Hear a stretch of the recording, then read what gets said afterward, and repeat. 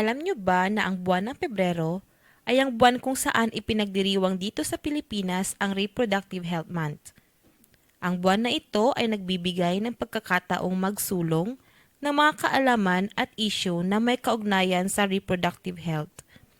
Sa videong ito, ating tatalakayin kung ano nga ba ang impormasyon na kailangan nating malaman na may kaugnayan sa reproductive health.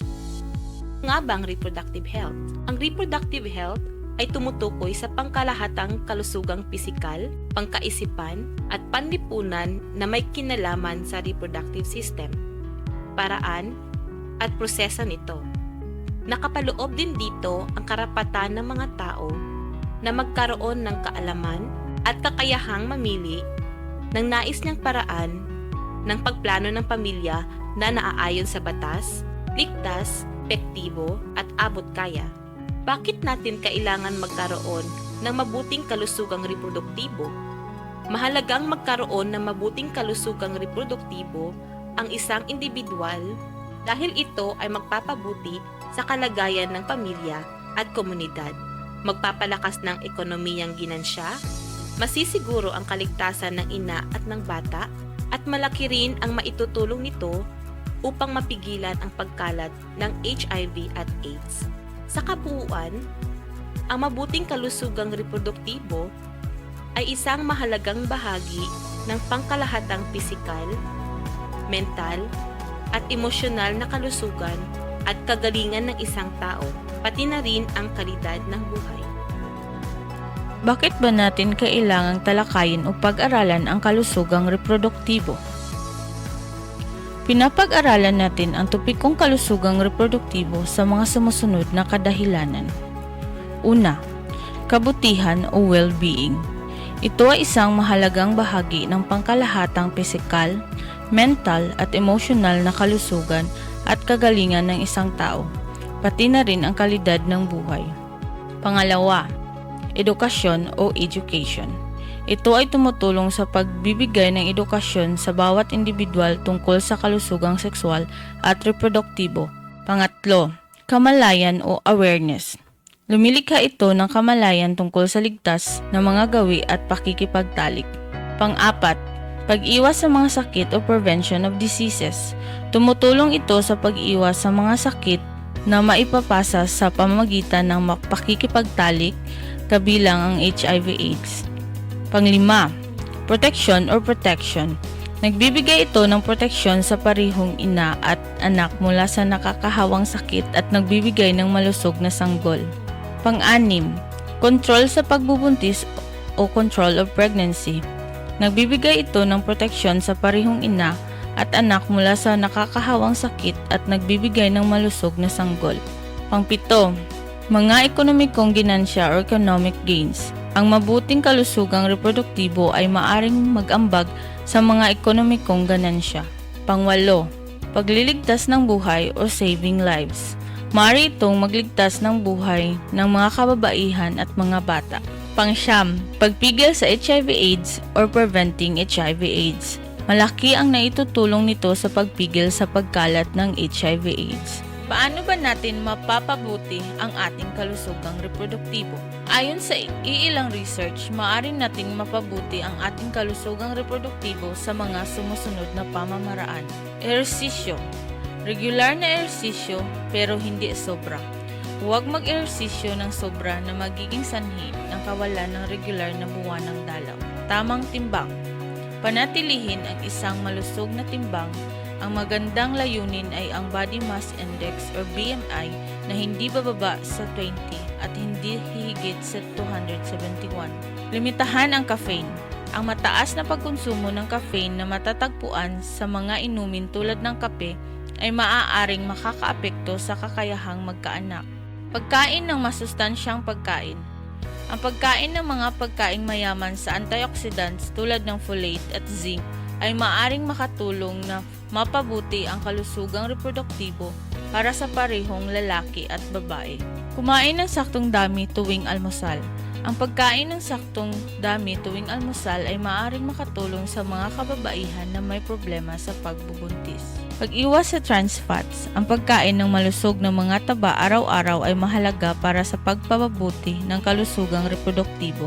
Gayunpaman, ang mga trans fats ay isang dahilan ng ovulatory infertility dahil sa kanilang negatibong epekto sa insulin sensitivity. Low-carb diet para sa mga babaeng may PCOS. Ang low-carb diet ay karaniwang inirekomenda para sa mga kababaihang may PCOS. Tandaan na ang mga ito ay mga mungkahi lamang at maaring hindi epektibo para sa lahat. Kung mayroon kang katanungan o mga alalahanin tungkol sa iyong kalusugang reproduktibo, maaaring kumonsulta sa inyong doktor.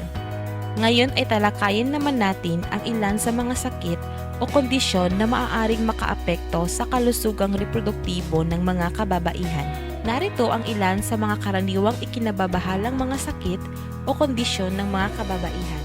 Polycystic Ovary Syndrome o PCOS. Ito ay isang hormonal disorder na karaniwan sa mga kababaihang nasa reproductive age. Ang mga kababaihan na may PCOS ay maaaring magkaroon ng hindi regular o mahabang panahon ng regla o sobrang antas ng male hormone o androgen. Sexually transmitted diseases o STDs. Ang mga ito ay mga impeksyon na naipapasa mula sa isang tao patungo sa isa pang tao sa pamamagitan ng sexual contact. Maaaring maging sanhi ang mga ito ng bacteria, viruses o parasites at kasama dito ang mga sakit tulad ng HIV, chlamydia, genital herpes, genital warts, gonorrhea at ilang uri ng hepatitis, syphilis at trichomoniasis. HIV and AIDS. Ang HIV ay isang virus na nagpapahina sa iyong immune system at maaring maging sanhi ng AIDS, isang chronic na kondisyon na nangangailangan ng antiviral na paggamot. Endometriosis. Maaring makaapekto ito sa mga ovaryo, fallopian tubes, at pelvis at maaring maging sanhi ng sakit sa pelvis, malalang pagdurugo, kahirapan sa pagbubuntis at iba pang mga komplikasyon. Sexual violence. Bagamat hindi ito isang sakit, ito ay isang seryosong issue sa kalusugan na maaaring magkaroon ng malalim na epekto sa pisikal at mental na kalusugan. Maaari itong humantong sa sexually transmitted diseases, pisikal na mga pinsala, mental disorders, at iba pang adverse health outcomes. Ang kalusugang reproduktibo ay isang malawak na konsepto na sumasaklaw sa maraming aspeto ng kalusugan at kagalingan. Ayon sa aking pananaliksik, narito ang 5 mahalagang bahagi ng kalusugang reproduktibo. Una, family planning. Ito ay may malaking epekto sa kagalingan ng mga pamilya, lalo na sa mga kababaihan. Sa mas mahusay na family planning at paggamit ng mga contraceptives, maaaring maiwasan ang hindi gustong mga pagbubuntis at maprotektahan ang sarili mula sa STDs. Ikalawa, sexual health. Ito ay tumutukoy sa isang respetado at positibong approach patungo sa mga sexual na relasyon o pakikipagrelasyon sa iba.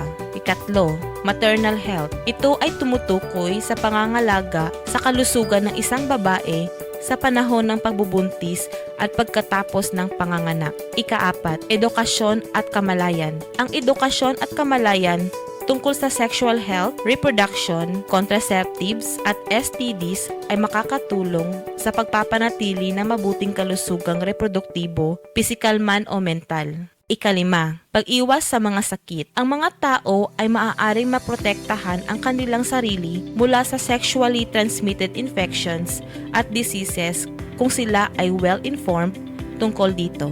Ang mga ito ay mga halimbawa lamang at maaaring may iba pang mga dahilan na maaaring makaapekto sa kalusugang reproduktibo. Kung mayroon kang mga katanungan at mga alalahanin tungkol sa iyong kalusugang reproduktibo, maaaring kumonsulta sa pinakamalapit na doktor.